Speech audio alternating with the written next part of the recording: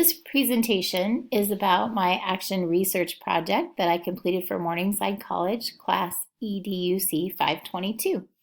We'll get started with what action inquiry research is. This is a step-by-step process in which one would work to solve a problem. The research could then be further applied to problem solving or to improve other aspects of your teaching in the classroom. The first step would include developing a problem statement. In developing that problem statement, you want to consider the demographics of the community, the school, and the teacher. Clearly state what your problem is and why it is important and what it is that you want to solve. And then clearly define what the goal is for the outcome of the research.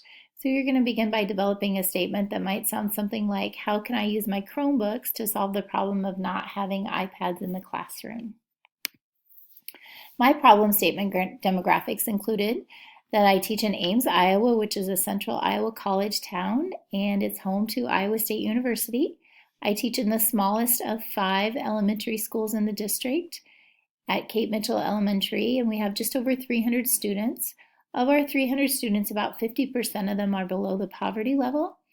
I've been teaching kindergarten since 2002, and this year I have an extremely small class of 18 kindergartners. Generally, I have between 25 and 27 kindergartners in my classroom.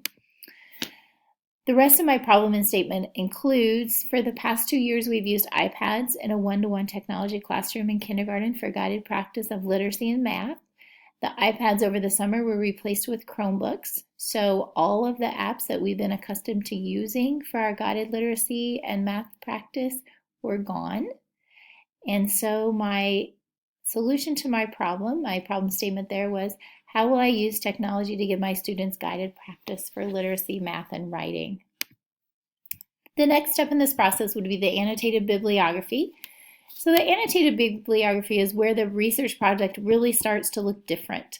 This is a really thorough research of what's out there for solutions to your problem. So you're not making any judgment yet. You're just really looking at a bunch of different sources and gathering information.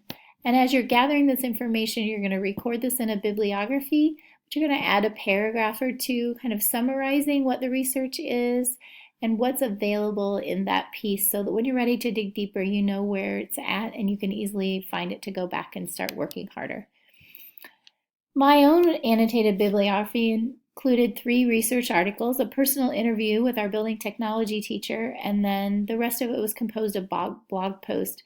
The reason for it being so heavy on the internet is I was really looking for apps and extensions and sites that would apply to the kindergarten classroom through the use of Chrome, and that is something that is just now really getting off the ground. So there weren't books or many research articles about this. The research articles really focused on the appropriate use of technology in the kindergarten classroom and what that could be used for. Here's a quick peek at just 2 of the sources from my bibliography. The next step in the process would be the advocated solutions. So during this step, you want to refer back to your annotated bibliography, pick some solutions that you want to dig deeper in, and start looking at both the positive and the negative of using these sources and their material as your solution.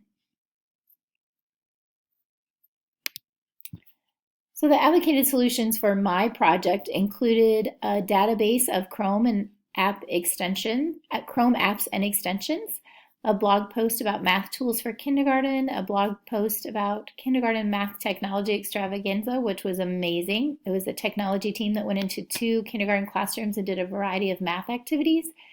And then an interview with Christy Minion, who happens to be our building technology teacher.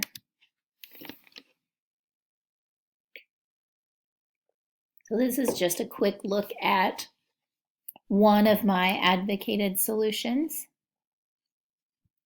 Then moving on, we would have the implementation plan, and this is where it might look like some other research that you've done. So you're going to have a plan summary, some very specific measurable goals, specific procedures and steps that you're going to take, and what your expected outcomes are. So my plan included the goal that I would create a Symbaloo page for literacy that would have at least 3 links by December for my children to use. and then a Symbaloo page for math, again with 3 links. And then I was really looking for some support for writing because I was really accustomed to using my iPads for writing in the classroom. And so I was really looking for at least 2 sites or extensions or apps that could provide that same writing support that I was accustomed to having. The next few slides are pieces of my implementation plan.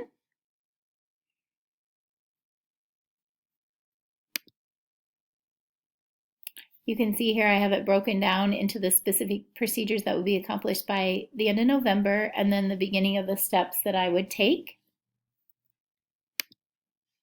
And then we have the implementation 360. So this is where you start to work with a peer collaborator. And this is somebody who really is passionate about what it is that you're researching and maybe would even have the same goal as you, somebody that would feel strong enough that they could give you some advice and really encourage you in developing your plan and support you in your plan, and also look over the plan and look for anything that you might not be noticing, maybe point out some issues that need to be addressed and offer any ideas for improvement.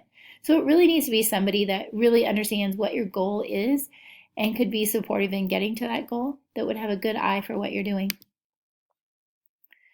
So in my implementation plan, I shared this with Kirsty Minion, who's our technology teacher.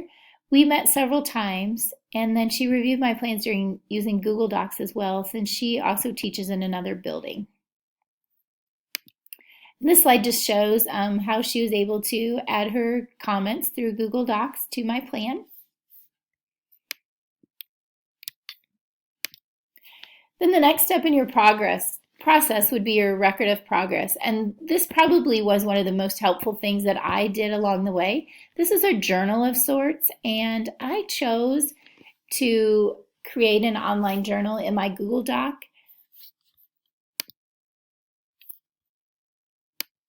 And I did this by simply listing what my goals of my steps, my implementation steps were. And then under each step, I just continued to journal about what I was doing, what I was finding, and how I was using it.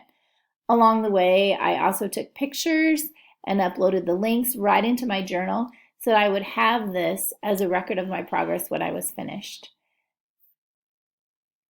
So you can see along the way, I was just adding all kinds of images as I was working through the plan. And this really helped me stay on track and to stay focused with what I was supposed to be doing. And it just kind of kept everything all in one place for me.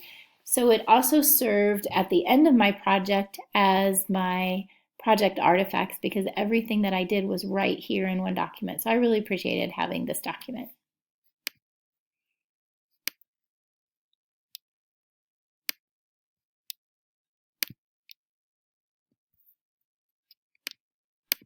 And then with any research, of course, you want to have a reflective assessment of what you've done.